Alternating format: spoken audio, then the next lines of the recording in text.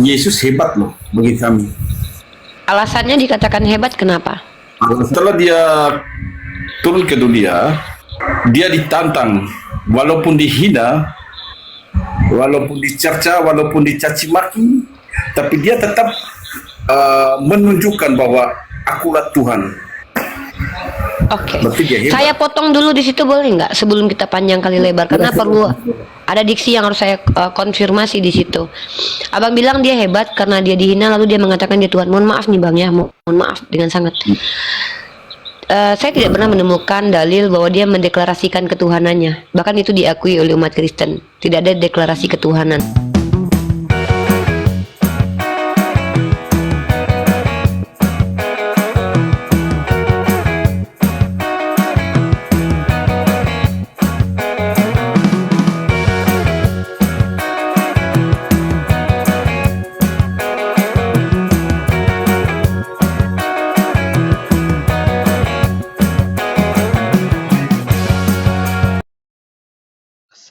Assalamualaikum warahmatullahi wabarakatuh. Bertemu lagi dengan channel Kristologi Muslim, channel yang akan memperlihatkan diskusi dan debat lintas agama.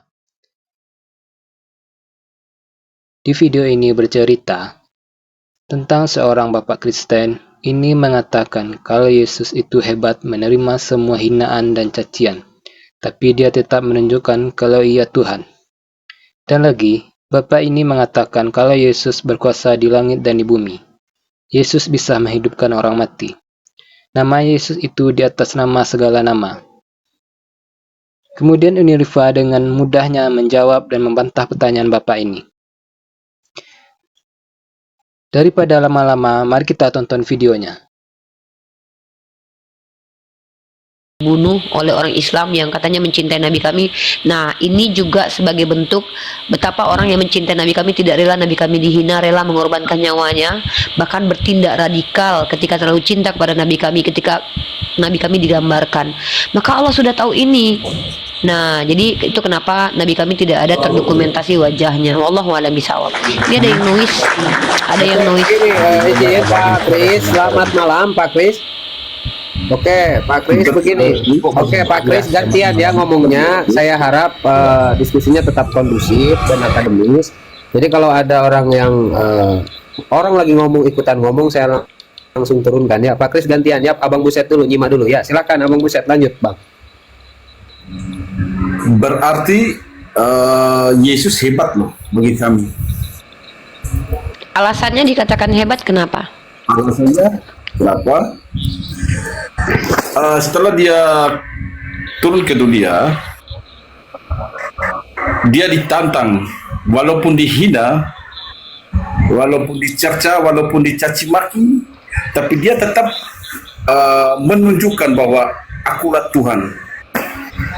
Oke, saya potong dulu di situ boleh nggak sebelum kita panjang kali lebar karena perlu ada diksi yang harus saya konfirmasi di situ. Abang bilang dia hebat karena dia dihina lalu dia mengatakan dia Tuhan. Mohon maaf nih bang ya, mohon maaf dengan sangat. Saya tidak pernah menemukan dalil bahwa dia mendeklarasikan ketuhanannya. Bahkan itu diakui oleh umat Kristen. Tidak ada deklarasi ketuhanan. Yang pertama, silakan abang cari datanya kalau emang ada. Yang kedua adalah, bang, kalau dikatakan hebat, dia dicaci, bang, bukan cuma Yesus yang dihujat sebagai nabi, bang. Bahkan Yesus sendiri mengatakan dalam kitab abang, para nabi-nabi itu dibunuh loh oleh Bani Israel. Itu dalilnya ada dalam kitab abang. Itu ketika Yesus berbicara kepada orang-orang Farisi. Ya, kalian adalah ular beludak, nenek moyang kalian adalah pembunuh para nabi ini. Ya, saya kasih data ya. Abang cari dalil ya terkait abang menyatakan bahwa Yesus itu mendeklarasikan ketuhanannya. Saya kasih data buat abang, semoga bermanfaat. Silakan abang baca di Matius pasal 23 nomor 29. Celakalah kalian para ahli Taurat dan orang-orang Farisi, kamu semua munafik. Kamu sendiri mengakui sebagai keturunan para pembunuh nabi-nabi. Memang nabi-nabi itu menurut Yesus sudah banyak mendapatkan penyiksaan, bahkan dibunuh. Nah, Kalau nabi-nabi iya ada yang memang dibunuh karena kenapa mereka diizinkan meninggal itu jalan syahid bagi mereka karena dalam Islam itu meninggal dalam keadaan mempertahankan agama itu syahid. Tapi kalau para rasul itu rata-rata dijaga oleh Allah. Seperti Nabi Ibrahim alaihissalam yang coba dibakar oleh Raja Namrud, Allah tidak izinkan dia tersentuh api.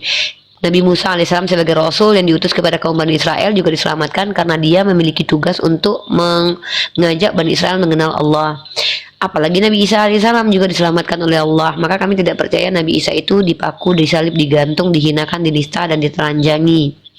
Begitu juga kemudian Nabi Muhammad SAW diizinkan selamat walaupun menghadapi beberapa kali peperangan. Kalau dikatakan Nabi Muhammad dihujat, Nabi Muhammad, kalau kita bicara bahwa hebat Yesus, saya katakan Yesus itu memang hebat. Anak Maria memang hebat. Dia tidak membalas hujatan, tetapi itu menurut Islam. Tapi kalau kita lihat justru dalam iman Kristiani ada sesuatu yang perlu dipertanyakan nih. Kalau memang anak Maria itu adalah orang yang tidak mau dihujat, kenapa dia mengatakan barang siapa yang menghujat Roh Kudus itu masuk neraka? Bukankah Roh Kudus dan di dalam iman Kristiani adalah dia? Jadi banyak bang kalau saya tanya nanti, karena saya kebetulan kan baca doktrin iman Kristiani dan juga baca kitab abang. Nah jadi saya tidak pernah menemukan bahwa Yesus mendeklarasikan ketuhanan dia. Bahkan Yesus mengajarkan bahwa Allah itu cuma satu.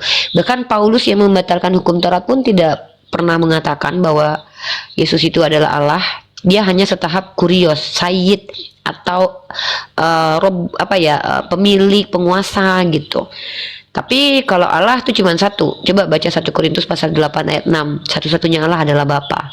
Jadi saya bingung kalau Bapak mengatakan Yesus itu mendeklarasikan ketuhanan begitu. Silakan abangku dijawab. Silakan abangku dan instruksi ya abang Buset ketika sudah bernarasi di mute karena tadi juga Anda agak noise biar nyaman biar enak diskusinya. Silakan abang ditanggapi bang. Silakan. Iya, memang Yesus itu tidak pernah mendeklarasikan bahwa ia itu Tuhan. Dia tidak pernah mengatakan bahwa ia itu Tuhan. Dia itu Tuhan. Tapi kita manusia aja yang percaya dan mengimani dia yang mengatakan bahwa dia Tuhan. Sebenarnya dia itu tidak mau menganggap diri dia itu Tuhan. Dia itu adalah anak Allah yang turun ke dunia. Dia tidak pernah mengatakan bahwa sembahlah aku karena aku Tuhanmu. Tidak pernah mengatakan seperti itu. Hanya karena kita ini yang mengimani dia, yang percaya kepada dia, kita ini yang menganggap dia Tuhan. Dia tidak pernah mengatakan bahwa saya Tuhan. Tidak. Tuhan itu cuma satu, Allah Bapa di surga. Oke, maka pernyataan abang ini konsekuensi logiknya adalah seperti yang dikatakan oleh Yesus, ya. Apa kata Yesus? Yesus mengatakan bahwa sebentar saya bacakan ayatnya ya. Kalian mengikuti ajaran manusia, berarti Bapak sama seperti yang dikatakan Yesus, tidak mengikuti ajaran Yesus karena Yesus tidak pernah mendeklarasikan ketuhanannya, tapi Bapak mengikuti hawa nafsu Bapak dan mengikuti manusia karena menuhankan Yesus tanpa ada perintah dari Yesus sendiri. Ya. Benar nggak? Bapak mengikuti diri Bapak sendiri dan mengikuti orang-orang yang menuhankan Yesus karena Yesus sendiri tidak mengajarkan menuhankan dia, maka pengajaran menuhankan Yesus bukan pengajaran dari Yesus. Benar nggak menurut Bapak? Kan Bapak yang bilang tuh, Bapak sudah akui, iya Yesus tidak pernah mendeklarasikan ketuhanannya. Artinya ketika Bapak menuhankan Yesus, Bapak tidak mengikuti Yesus, tapi mengikuti orang lain dan mengikuti diri Bapak sendiri, tapi tidak mengikuti Yesus. Benar nggak? Kita melihat bahwa coba Bapak baca Matius 15 ayat 9 deh. Saya bacakan ayatnya deh. Matius 15 nomor 8. Bangsa ini memuliakan aku dengan bibirnya, padahal hatinya jauh daripadaku. Percuma mereka beribadah kepadaku, sedangkan ajaran yang mereka ajarkan ialah perintah manusia. Yesus tidak pernah memerintahkan untuk menyembah dia, tapi Bapak sampaikan tadi dan Bapak itu akui. Masya Allah. Setidaknya Bapak sudah jujur mengakui bahwa menyembah kepada Yesus itu bukan ajaran Yesus, melainkan ajaran manusia yang saya tidak tahu siapa. Maka Yesus sudah ingatkan ini kepada murid-muridnya dalam kitab Matius pasal 15 nomor 8, dalam perikop di mana di sini dikatakan perintah Allah dan adat istiadat orang Yahudi. Ini korelasi dalam Markus pasal 7 nomor 1 sampai 23. Saya bacakan, kemudian datanglah beberapa orang Farisi dan ahli Taurat dari Yerusalem kepada Yesus dan berkata, mengapa murid-muridmu melanggar adat istiadat nenek moyang kita? Ya, kalian orang Kristen sangat melanggar adat istiadatnya orang Yahudi, Pak. Kalau saya bisa tunjukkan banyak sekali contoh kalian membatalkan hukum Taurat. Tapi itu orang Kristen itu kan yang menunjukkan untuk sebagian orang, tapi tidak semua orang Kristen itu melanggar hukum adat. Saya tidak bicara orang Kristen lain. Saya fokus kepada Bapak. Bapak sudah akui bahwa Bapak menuhankan Yesus bukan karena perintah Yesus. Maka saya itu mengingatkan saya kepada pernyataan Yesus sendiri dalam Matius pasal 15. Mengapa murid-muridmu melanggar adat istiadat nenek moyang kita? Mereka tidak membasuh tangan sebelum makan. Lalu apa kata Yesus? Tetapi jawab Yesus kepada mereka, mengapa kamu pun melanggar perintah Allah demi adat istiadat nenek moyangmu? Sebab Allah berfirman, hormatilah ayah dan ibumu, dan lagi siapa yang mengutuki ayahnya atau ibunya pasti dihukum mati. Tetapi kamu berkata, barang siapa berkata kepada bapaknya atau kepada ibunya, apa yang ada padaku dan yang dapat digunakan untuk pemeliharaanmu, sudah digunakan untuk persembahan kepada Allah. Orang itu tidak wajib lagi menghormati bapaknya dan ibunya. Artinya di sini sudah lihat konteksnya bahwa Yesus sedang berbicara dengan orang Yahudi, yang mana ternyata orang Yahudi ini adalah orang yang melanggar. Bukan melanggar menurut Yesus ya. Orang itu tidak wajib lagi menghormati bapak dan ibunya. Dengan demikian firman Allah, kamu nyatakan tidak berlaku demi adat istiadat. Pak, yang dilakukan oleh orang Yahudi di sini sama persis seperti yang dilakukan oleh orang Kristen. Apa itu? Tidak lagi mengikuti ajaran Taurat demi mengikuti ajaran manusia. Yaitu apa? Menyembah Yesus. Tidak pernah ada pernyataan bahwa Yesus mengajarkan untuk menyembah Dia, dan itu Bapak akui barusan. Berarti dengan demikian, ketika Yesus mengatakan, bangsa ini memuliakan aku dengan bibirnya, Bapak memuliakan Yesus dengan bibir Bapak. Percuma mereka beribadah kepadaku. Sedangkan ajaran yang mereka ajarkan ialah perintah manusia, bukan perintah Yesus. Maka ternyata Yesus itu bicara tentang Bapa.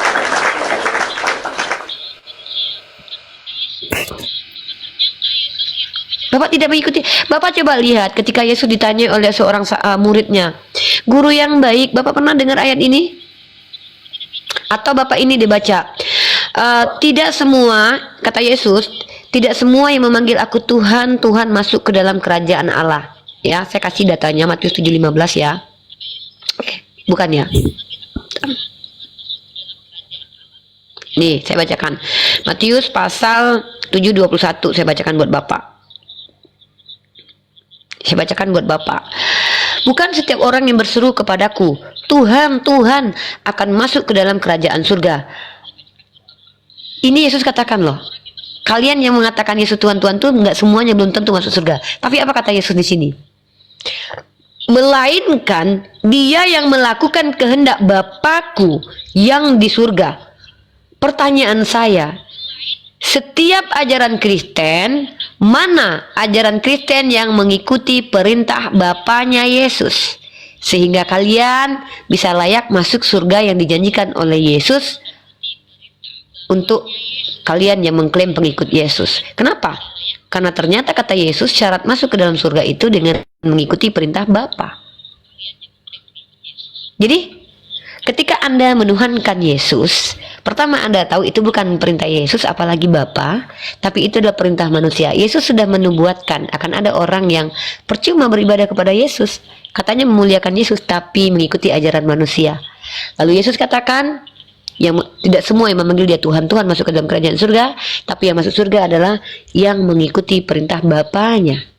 Pertanyaan muncul kemudian, kalau Bapa tidak pernah memerintahkan menyembah Yesus, Yesus juga tidak pernah memerintahkan menyembah Yesus, kenapa kalian menyembah Yesus? Kan begitu. Itu Bapak. Silakan abangku dijawab. Silakan abang. Abang Dadewa, assalamualaikum warahmatullahi wabarakatuh, Bang Dan. Assalamualaikum Bang Madewa. Waalaikumsalam warahmatullahi wabarakatuh. Masya Allah. Siap. Nah, silakan abangku. Iya. Kristen kalau di Kamal Muslim dimanjakan gini luar biasa. Hebat. Tapi benar ya, Uni, saya juga salut sama pasien saya yang satu ini, banyak perubahan. Setidaknya abangku ini jujur, keren. Lanjutkan. Keren banget.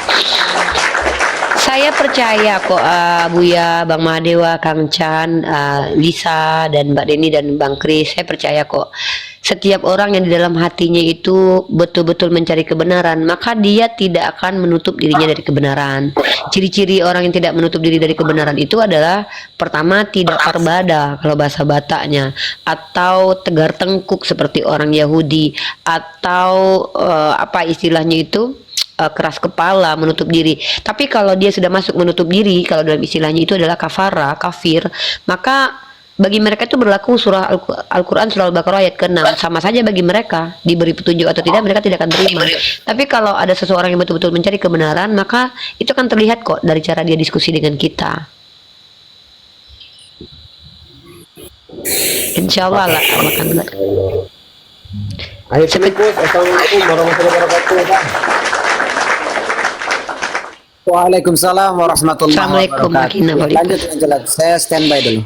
Ini salah satu apa namanya saudara Kristen favorit kita nih, Pak Kris ini luar biasa.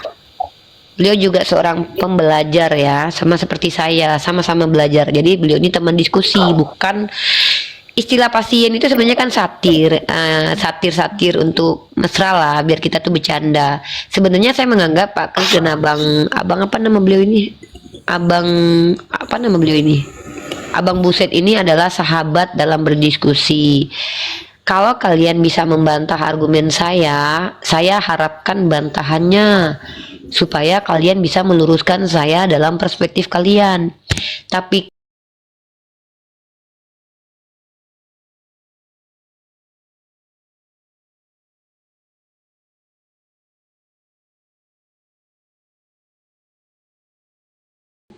kalau diterima oleh akal, diterima oleh hati nurani, yang saya sampaikan memiliki dasar, kenapa ditolak?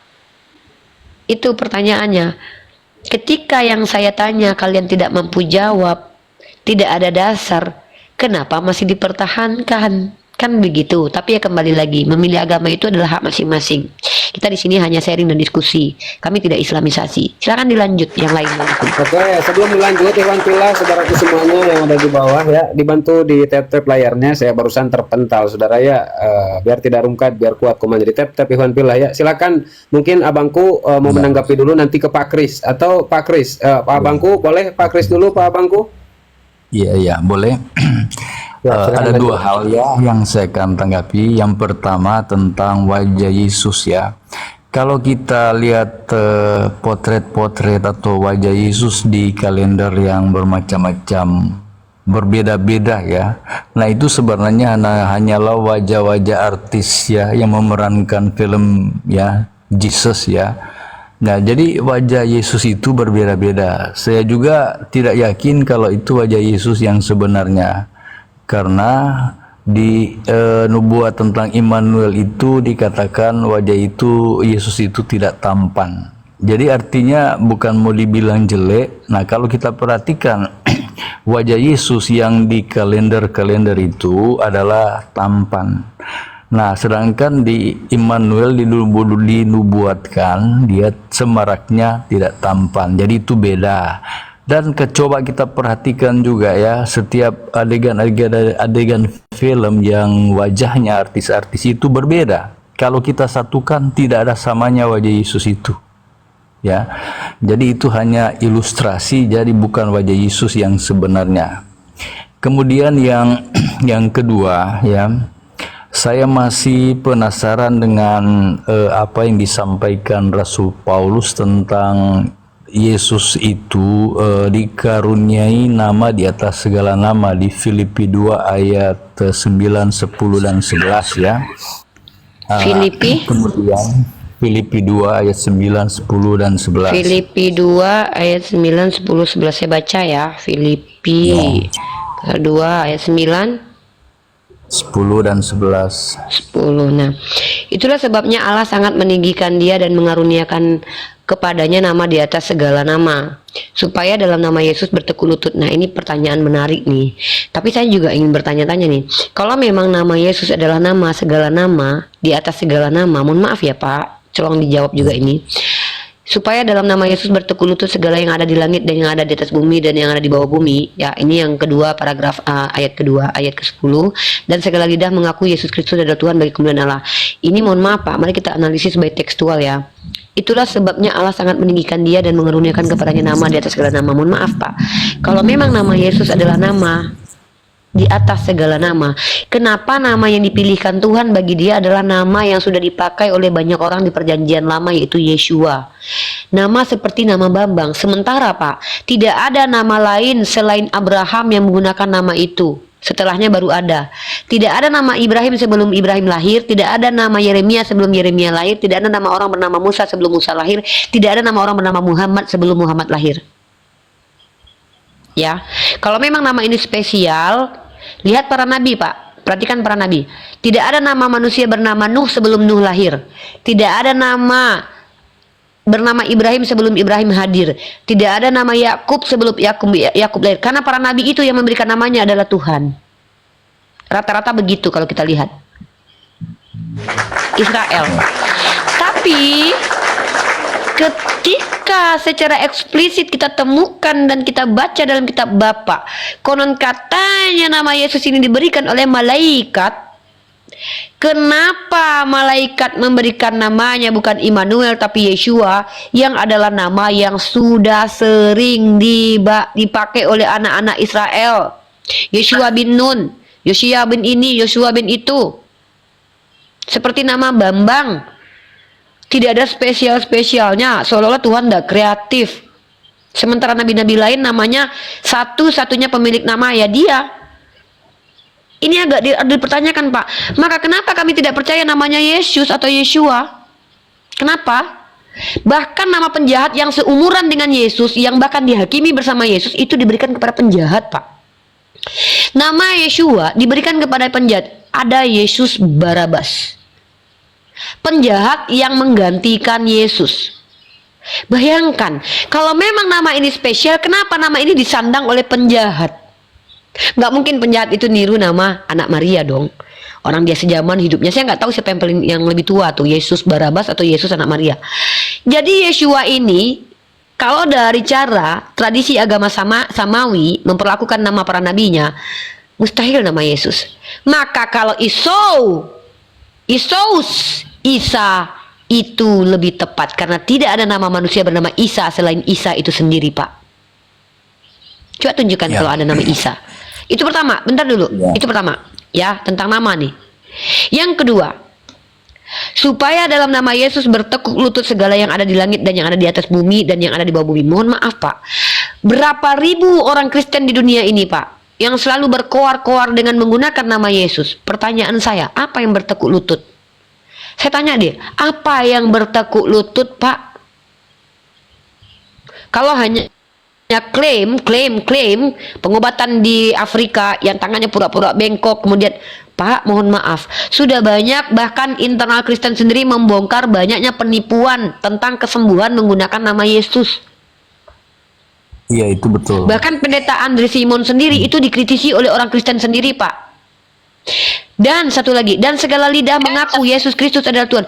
Jangankan segala lidah di dunia, Pak. Yerusalem, tempat kampung halaman Yesus, itu tidak Kristen semua. Tapi lihat Baginda Muhammad Ibnu Abdullah. Beliau belum wafat saja, itu Arab mayoritas Islam. Bayangkan kalau kita lihat keberhasilan nama. Bapak lihat tidak? Bagaimana? Lebih banyak mana ya kalau kita lihat nih, mohon maaf nih ya, penghormatan terhadap nama Yesus atau penghormatan kepada nama Muhammad? Mohon maaf saya katakan. Mohon maaf sekali lagi, mohon maaf. Bapak kalau lihat tidak ada dildo mengatasnamakan nabi-nabi lain, tapi Bapak boleh lihat ada dildo Yesus. Mau, itu penistaan luar biasa. Bahkan kalau Bapak lihat bokpe, film-film porno, berdasarkan orang-orang yang menonton selalu menggunakan kata-kata Yesus. Itu penistaan. Nama Yesus itu dinista, Pak. Bahkan Bapak kalau ke Spanyol, banyak orang menggunakan nama Yesus. Dan bukan berarti kami katakan, oh yang Muhammad pasti nggak jadi penjahat. Enggak.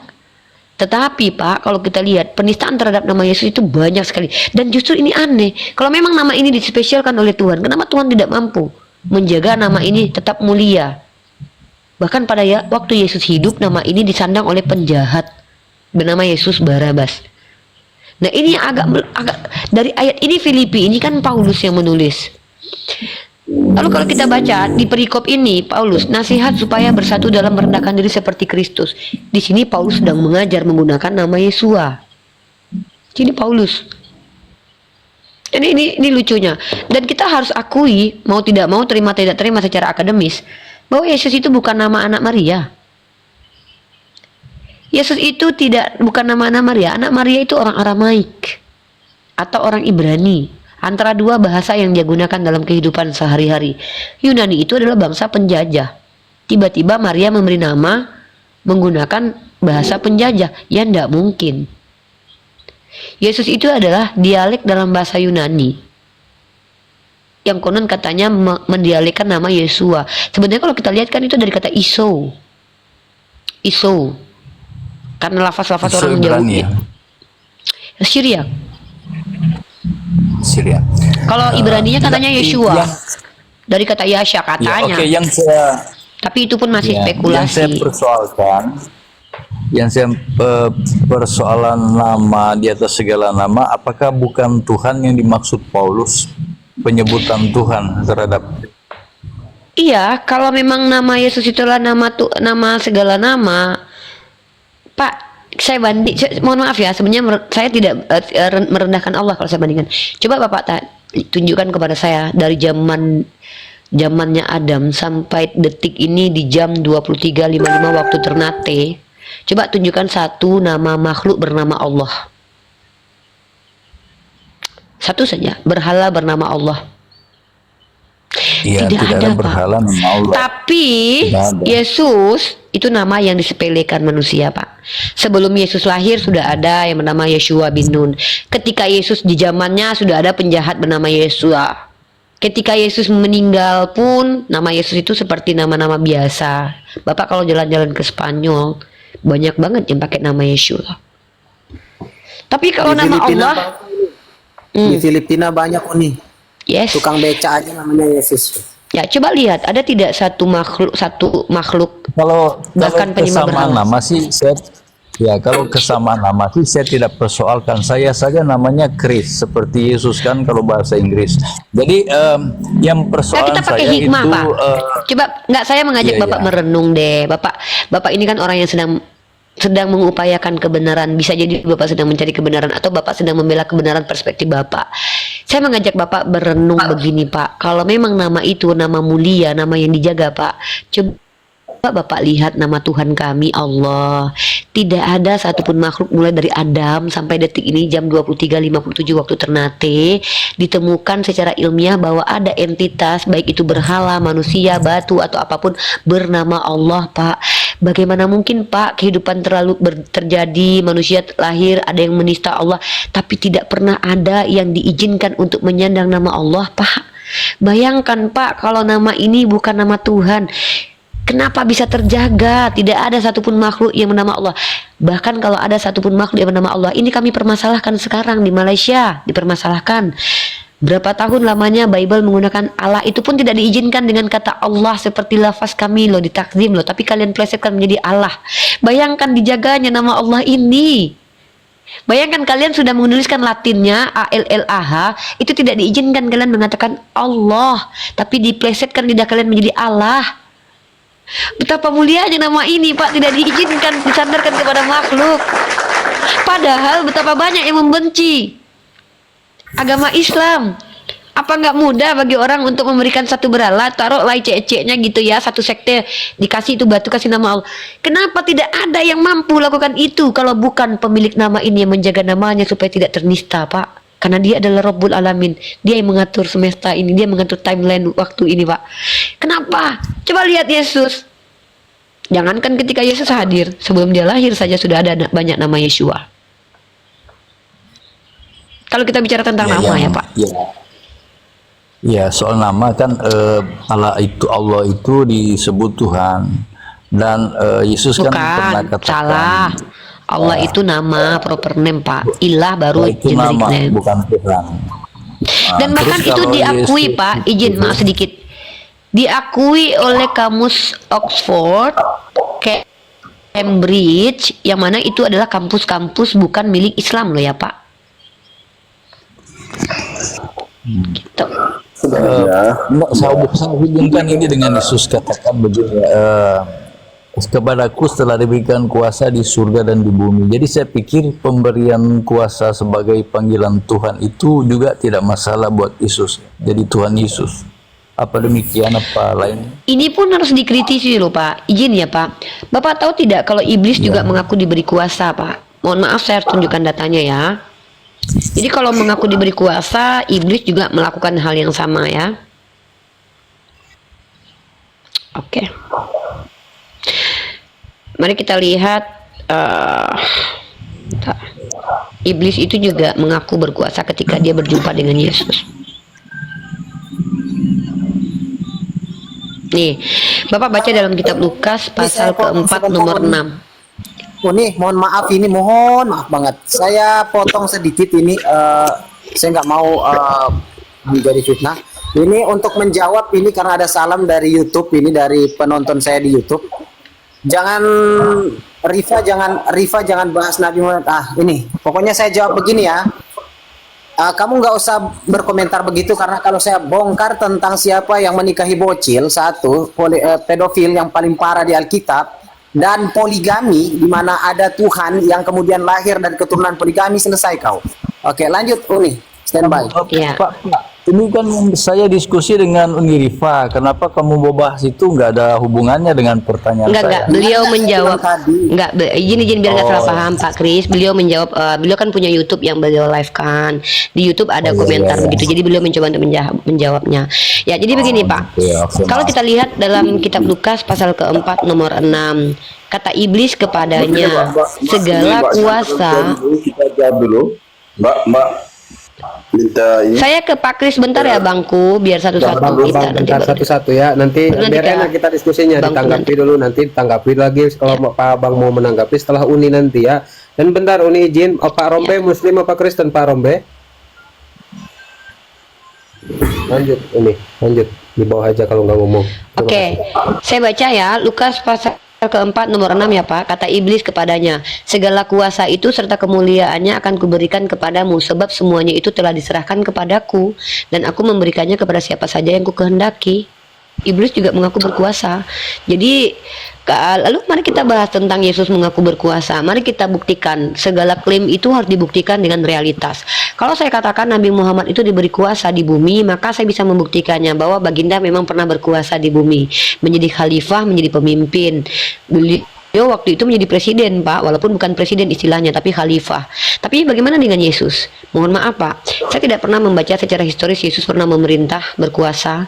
Jangankan menjadi pemimpin, jadi ketua RT nggak pernah, ketua RW nggak pernah, memimpin Yerusalem nggak pernah. Itu pertama di bumi. Tapi jangan bahas doktrin Bapak dulu, karena kalau doktrin itu kan keyakinan yang tidak bisa. Ya, kan Yesus itu memang mengatakan kerajaanku bukan dari dunia ini. Kuasa yang saya maksudkan diberikan adalah bisa mujizat, bisa menyembuhkan, dan nama ini, nama panggilan Tuhan ini apa itu? Ya, seperti ini tulis nama di atas segala nama, kemudian segala mulut mengaku Yesus Tuhan. Nah, ini panggilan Tuhan ini apa itu bukan kuasa yang diberikan? Oke, berarti maksud Bapak dia berkuasa di surga gitu? Di surga dan di bumi. Terus apakah kan di bumi nama kan saya ini kritisi juga tadi. kuasa? Bukan, maksudnya begini. Kan saya sudah bantah, dia tidak pernah berkuasa di bumi. Artinya ketika dia mengaku berkuasa di bumi itu tidak pernah terbukti karena dia tidak pernah berkuasa di bumi. Nah, lalu kita bahas kuasanya itu kan di surga menurut Bapak. Pak, mungkin tidak seseorang yang berkuasa di surga itu punya keterbatasan di surga. Silakan Bapak jawab dulu. Iya, maksud saya mengenai kuasa apa ya? Ada kuasa bisa menyembuhkan, bangkitkan orang mati. Terus penggunaan kalau itu jangankan Yesus Pak, banyak orang yang dapat menyembuhkan. Elia itu dapat menghidupkan orang mati Pak sebelum Yesus hadir. Ya, Elia juga bisa menghidupkan orang mati. Bahkan tulang Elisa kalau tidak salah itu bisa menghidupkan orang yang sudah mati. Tulangnya loh.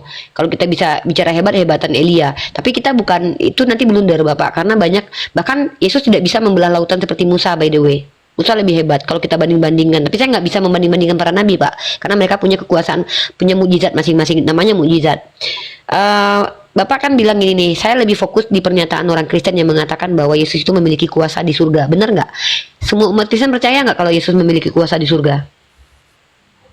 Iya, sesuai perkataan Yesus, kepadaku diberikan kuasa di surga dan di bumi. Ya, jadi penggunaan nama panggilan Tuhan ini kan hanya untuk Bapa di surga. Nah, tetapi kuasa itu kalau diberikan, oh Yesus juga bisa disebut Tuhan. Apa itu termasuk kuasa? No, kalau dipanggil Tuhan itu kan kurios, Pak. Kurios itu bahkan pemilik keledai, Pak. Pemilik keledai yang diambil Yesus itu dipanggil kurios loh, Pak. Kalau kurios itu bagi saya tuh, Pak, Bapak tahu nggak kurios itu padanannya Lord. Lord itu King James juga dipanggil Lord, Pak. Jadi kalau Yesus dipanggil kurios nggak apa-apa. Bukan, kita kembali ke ini deh. Saya mengajak Bapak berpikir secara logik. Menurut Bapak Yesus ini berkuasa di surga? Ya, menurut kata-katanya sih diberikan kuasa. Ya. Mantap. Ya. Pertama sebenarnya kalau diberi kuasa bukan berarti maha kuasa, Pak. Karena dia diberi kuasa. Berarti sebelum diberi kuasa artinya dia tidak berkuasa. Itu poin saya dulu. Yang kedua adalah coba Bapak cek dalam Markus pasal 10 nomor 40. Tetapi hal duduk di sebelah kiri, sebelah kananku atau di sebelah kiriku, aku tidak berhak memberikannya. Itu akan diberikan kepada orang-orang bagi siapa itu telah disediakan. Nah, ini Markus 10 ini berkorelasi dengan beberapa ayat. Yesus mengatakan tidak berhak memberikan perkara duduk kanan kiri kepada anak Salome. Hanya Bapa. Apakah bisa dikatakan dia maha kuasa sementara dia terbatas kuasanya? Iya, betul. Itu kan Bapa yang berikan kuasa. Artinya dia tidak maha kuasa. Kalau dia diberi kuasa, kami percaya umat Islam itu percaya para nabi itu diberi kuasa. Umat Islam itu diberi kuasa. Gini Pak, para nabi dan rasul itu diberi kuasa bukan hanya menjadi juru selamat bagi kaumnya, tetapi juga diberikan mukjizat. Apa itu? Kejadian luar biasa tak ternalar untuk membuktikan kenabian mereka ketika mereka berhadapan dengan orang sejaman dengan mereka. Karena orang sejaman dengan mereka itu tidak akan mungkin menguji secara saintifik kenabian mereka. Pasti langsung harus ada sesuatu yang amazing. Maka mereka diberikan mukjizat seperti yang dilakukan oleh Musa, yaitu membelah lautan di depan Bani Israel. Kemudian Yesus sendiri bisa berbicara dari kecil kalau dalam perspektif Islam. Nabi Muhammad itu banyak sekali mukjizat-mukjizat yang bisa kita temukan dalam beberapa riwayat sirah nabawi, ya bahkan kisah-kisah para al-anbiya. Banyak kesaksian-kesaksian manusia terkait tentang mukjizat yang dialami oleh Nabi Muhammad. Contoh, beliau itu bisa menyembuhkan mata orang yang sudah keluar ketika berperang. Beliau masukkan kembali. Kemudian ada kaki sahabat yang terluka, beliau sehatkan kembali. Bahkan beliau memberikan makanan, air minum dengan jarinya. Coba Bapak mute dulu. Bentar. Ya. Jadi menurut ini itu Yesus disebut Tuhan itu hanya Tuhan, bukan Tuhan ya. Sebenarnya bukan saya yang bilang, mungkin saya kasih Bapak data ya. Kata Tuhan itu adalah hiperkorek dan itu kata LAI, Pak. Mohon maaf BDW, LAI sudah banyak melakukan kesalahannya dan itu dikritisi oleh para skolar kalian. Mungkin saya harus tunjukkan data kepada Bapak biar saya ini dilarang dalam Islam itu kami tidak boleh berbicara tanpa data. Nah, jadi dari tadi itu saya kutip ayat Bapak sebenarnya adalah data buat Bapak. Silakan Bapak pelajari sendiri. Nah, sekarang saya tunjukkan kepada Bapak bahwa pernyataan kata Tuhan itu adalah hiperkorek dari kata Tuhan, bukan kata saya, tapi seorang profesor atau doktor dari Lembaga Alkitabiah Indonesia. Nah, saya tunjukkan sama Bapak dulu. Ya, ini mungkin saya kasih Bapak kata Tuhan ya. Nih, mohon maaf saya izinkan, saya tidak punya bukunya, tapi saya punya foto bukunya. Nih. Bapak baca di sini aja nanti kalau Bapak jumpa. Nah, Bapak cari buku ini. Ini adalah satu Alkitab beragam terjemahan kumpulan makalah seminar. Ini ditulis oleh dalam rangka HUT Emas Lembaga Alkitabiah Indonesia dari LAI ya. Nah, kemudian kita lihat isi ini bukunya, Bapak lihat ya. Kemudian ini isi bukunya, Pak. Mohon maaf halamannya kepotong. Tahun berapa itu, tahunnya? Saya tidak buka ininya, Pak. Saya nggak buka saya cuman foto di bagian apanya. Saya berharap Pak Kris bisa menemukan buku ini untuk membuktikan saya berbohong atau tidak. Nah, dalam footnote ini Bapak lihat ini ya. Ini saya lihat nih. Berikut dari Profesor Dr. Agianto SJ. Silakan Bapak cross check ini, Pak. Di Google aja, Pak. Mudah-mudahan Bapak ketemu jurnalnya nih. Kata Tuhan sebenarnya muncul sebagai ucapan hiperkorek atau jadi keliru dari huruf TWHN, suatu bentuk penulisan yang kurang lazim dari kata Tuhan atau diplesetkan, Pak. Dan itu terjadi dalam metode linguistik, Pak. Bapak tahu tidak kata garing? Garing itu kan digoreng sampai kering artinya. Tapi kalau sekarang anak-anak muda mengatakan lu garing. Jadi diplesetkan, hiperkorek. Itu menurut profesor doktor dari kalangan Kristen, bukan kata saya. Saya tidak boleh mengada-ada, Pak. Ya, kalau saya punya penjelasan of Serafim itu beda lagi. Itu yang saya bingung ini. Son Gimana, of Pak? Serafim juga bisa bahasa itu ya, bahasa Yunani. Penjelasannya beda dengan Son of Serafim. Pak, bisa berbahasa Yunani, bisa berbahasa Arab, tidak menjadi tidak bisa menjadi parameter seseorang itu jujur dan paham. Pak, ya, itu dulu ya. Kita ini bicara tentang data-data. Jadi Son of Serafim itu masih dalam sisi subjektif. Saya boleh dikatakan subjektif karena saya seorang muslim.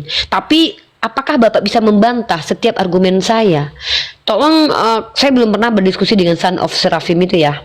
Kalau dia bisa berbahasa Yunani, sama seperti Joseph, Pak. Joseph itu bisa membaca tulisan Arab. Apakah dia bisa menjawab dari mana asal Tritunggal, kemudian apa definisi Tritunggal? Pak, mohon maaf ya, Pak. Saya juga belajar bahasa asing, Pak. Saya belajar bahasa Ibrani, Pak. Dan bahkan saya belajar bahasa Arab sendiri. Tapi pengetahuan saya tentang yang lain itu didukung oleh data. Kognitif saya itu bukan berdasarkan karena saya bisa bahasa itu, tidak. Tapi karena saya memiliki analisa. Kita manusia. Jadi Bapak kalau dalam taksonomi Bloom itu ya, kecerdasan seseorang itu bukan karena dia bisa menghafal, tetapi dia bisa memahami, kemudian baru menganalisis, baru kemudian dia mengeluarkan tesis atau itu kenapa kalau kita mau kuliah itu kan, mau lulus itu dapat gelar kita harus punya skripsi atau tesis. Artinya apa? Kita punya hasil karya dari semua hasil penelitian. Saya 6 tahun, Pak, berdiskusi dengan umat Kristiani. Pertanyaan saya adalah, apa yang saya sampaikan itu terbantahkan tidak? Make sense atau tidak? Salah atau tidak? Justru saya tunggu kalian umat Kristiani untuk membantah saya. Tapi saya tidak pernah terbantahkan. Yang ada tendensius semua umat Kristiani. Yang diserang pribadi saya lah, dikatakan saya penghujat lah. Tapi nggak ada yang terang-terangan tuh kayak berhadapan-hadapan dengan saya, langsung bilang bahwa kamu salah, ini maknanya menurut ini begini-begini. Gak ada sampai sekarang. Belum ada. Nah, saya enggak tahu si Son of Serafim itu menjelaskan apa. Tapi yang kalau kita lihat, benar nggak kata Tuhan itu? Yang seperti itu. Saya ambil kutip perkataan seseorang profesor doktor. Son of Serafim kredibilitasnya apa? Saya mahasiswi jelas. Saya belajar di mana? Mohon maaf nih. Prodi saya awalnya adalah pendidikan agama Islam. Pindah prodi, lebih tepat dengan daily activity saya adalah komunikasi penyiaran Islam. Di mana di sana saya punya mata kuliah Kristologi. Begitu, Pak. Dan saya belum lulus. Saya masih mahasiswi. Jadi punya hak berdiskusi. Saya punya hak berdiskusi, mengkritisi dan memberikan edukasi. Karena itu implementasi dari kemahasiswian saya. Saya wajib kritis. Kalau saya tidak kritis, rusak sudah mahasiswa di Indonesia ini. Ya, oke lah, itu saja pertanyaan saya. Mungkin ada yang lain mau nanya-nanya. Terima kasih penjelasannya. Akhirnya kita tiba di akhir video. Terima kasih telah menonton video ini. Dan jangan lupa like, subscribe, dan komen. Semoga dengan video ini kita dapat pengajaran dan hal yang belum diketahui menjadi tahu. Sampai ketemu lagi dan nantikan video saya selanjutnya. Assalamualaikum warahmatullahi wabarakatuh.